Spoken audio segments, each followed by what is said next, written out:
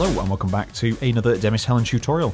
We're going to take a look at the acid offbeat today in this track, which is in yellow here, and then we've got the Podolsky support acid. So it's a nice little cliche of synths. So we've got a free one and we've got a paid one, and it's one of the more expensive synths out of the lot, which is Avenger. Now, we have these two playing. We're not going to look at the patches or the presets or anything like that. We're just going to look at the sound processing, how that sound has become to be where it is right now. So we'll stop that playing, and if we just focus on this acid offbeat to start with, the main thing that happens, so we have all of this chain, we've got the initial saturation that I've added on there to fill out the sound. All of that is there just to add those little extra bits, some of the reverb in there, there's some side chain shaping. We've got a little bit of a little clipper on there. We have some Pro C2, so we have a bit of compression just to bring out some of the details of the reverb that I've added. And as you can see, we have a side and mid mode active here. So if we just go in and turn all these off, we have the blue and the green band here. One's mid and one is side. So we've covered this a few times in previous videos. I'll put a playlist up or a video on screen now, so you can go and look at some of them if you want to watch that and come back. So side detail is just the things that you hear in the stereo spectrum that is not in the mono section, so it emits everything that's mono and just reads that stereo detail. And mid is the opposite. It doesn't read the side detail, it just reads that mono detail. And having a cut here means that we're pushing that mono detail down, and we're actually emphasizing by pushing that down the side detail. Removing it is different to removing it using a stereo left and right standard EQ cut, because you'll cut those frequencies out, and because it's already high passed pretty far, it's going to start sounding thin. You're taking out the harmonics, the character of the sound, and to control it a little bit better, this just gets dipped a little bit. And the same with the sides. We've boosted here about 2.6, that's about minus 2.5, so it's roughly the same there. And we've just boosted in the opposite direction instead of cutting, and that is bringing some presence into the mix without really bringing the highs up. It's just bringing that side detail out a little bit more, so it gives the impression of something crisp and a bit more present. And with the combination of both of these, we get a wider sound.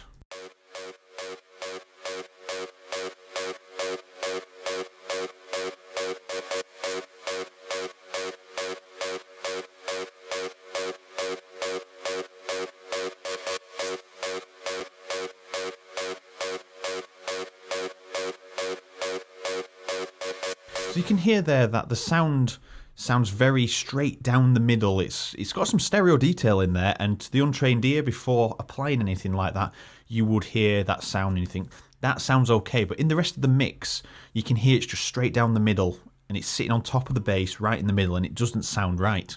So by pushing these further out, this bit here, and reducing in them lower parts, and the reason that I've chosen here is because that's where the body of the sound is, we've actually high passed here, so we've got rid of all this low detail. And as I said before, if we use that as a left and right, a standard EQ cut, we start to remove some of the main body and it starts to sound thin because we've already got this low cut here. So we don't want to do that, we want to avoid that. Now I'm going to show you these independently, so soloed out so you can hear exactly what parts of the sound that it is manipulating. So first with the mid, you can hear it's very mono, straight down the middle.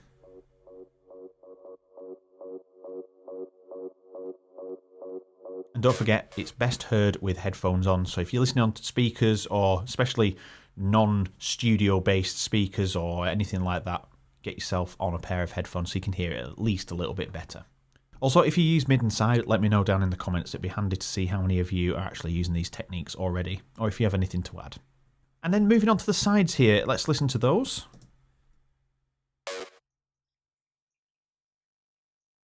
So again, headphones recommended, but there's not much happening here. It's just literally side detail, and you can't hear anything down the middle.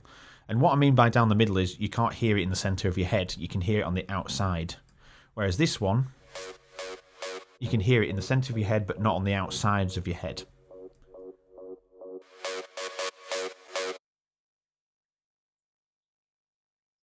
And it's practically just white noise. But boosting that is giving it some presence without actually, you can hear that it's not boosting the sound, it's just boosting the detail in there, which usually in the sides is your reverb, your delays, things like that, all the things that are happening to create atmosphere around your sound. That's what we're boosting to give the presence rather than the actual the core of the sound. There's been a bit of a boost here. And that's just to boost the midsection because it wasn't cutting through the mix just enough. This was added in and it was just cut a little bit from the bass just to make room for that to come through, especially the mid basses, not the low basses. And then we'll just have a quick look at Ozone here. We have got the imager on and it's really just for monitoring the phase. So let's just check the phase first. So what we're looking for is everything to stay kind of in this area and not out in these areas, but you're still going to get detail in there because reverbs and things like that in the stereo field are going to be in those areas. But you want the body of the sound, the main aspect of it, in the positive side. If it goes into the negative side below 0 at any point, then that's where you're starting to get phase problems. So if you look at this, you can see it dips there. Anything that's red is dipping below that 0 mark. There's another one. And what Ozone is there for is just to watch that phase there. And as you can see, Stereo Eyes is active, so it is giving some stereo width. It's adding that in. And I think it comes standard at 6, and it was put at 6.5 before I put that fab filter before it. And then moving on to the Podolsky support acid. This doesn't have much prominence in the track, but you do notice it's missing. It's these little details that you add into your tracks. You don't just add them in because you think, I've got to put a little detail in my track. There's got to be something there. I'll just put that in. That sounds good. It needs to be complementary, and you'll hear that it's very similar in sound. It's not as harsh. It's a softer version of it, and it's a very thin sound as well, but it helps to add a little bit of presence into the track as well. Very quiet, very centered.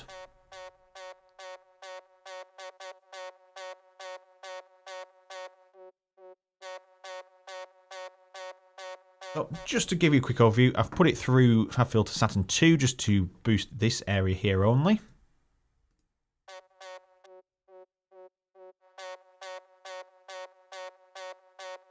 And then it's just going through a multiband compressor and it's just going through there, and I'd like the way it processes through this, and that's why I opted to use it. It's a really easy to use plugin. Now comes the question, how does it support this melody? So you can hear now, these two are going, and you can't really hear the Podolsky synth. And again, I would say put headphones on to hear this. But if I take this away, I'll let it play through for this first bar when it gets back round to the loop, and then I'll take it away when the second part comes in, and you'll hear the sound just flatten a little bit. So I'll skip it over to here.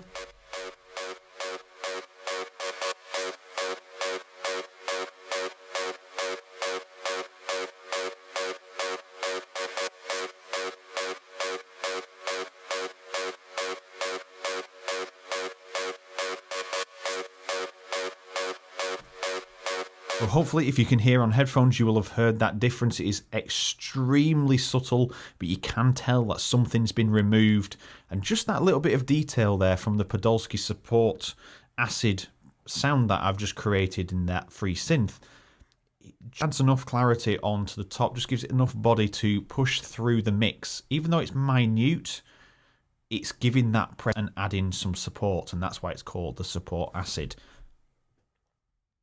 And it's very similar in timbre. So when we talk about timbre as well, I might as well just mention this, is this sound is very harsh. It's got a lot of, you can hear multiband saturation, there's some reverb and delay, there's a few other things going on in there as well. And then when we add this one,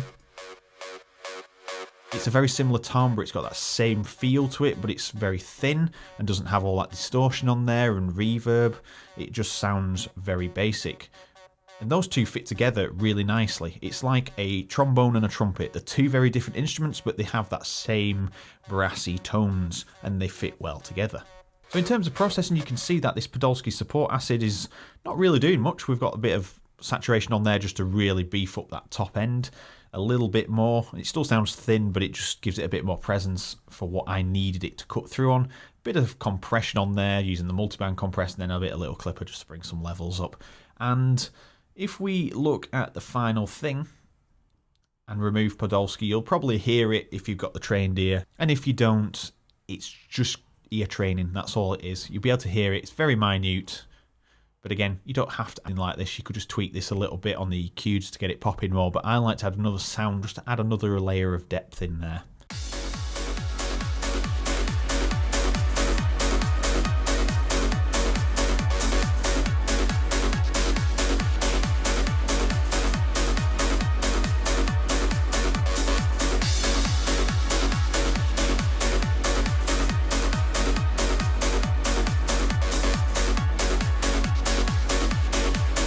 So there is a little bit of a width change, it's very fractional, but you hear that acid kind of just retract into the middle a little bit. Even though we've widened this acid offbeat quite a lot using the EQ techniques, this is just giving it a little bit more presence in the mid-tones, in that mid-range, and it does seem to just retract a little bit in the mix, but ever so slightly. And if you did hear it, let me know in the comments, it'd be interesting to hear the feedback. And there we are. This concludes the video. We have looked at the acid and how to just push that out. I didn't want to confuse it with all of these other things that are happening. Just wanted to focus on the fact that I'd pushed the mid and the sides apart to create some width.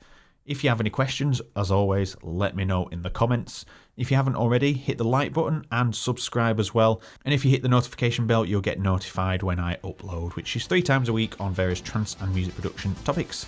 So thank you very much for watching, and I will see you all in the next video.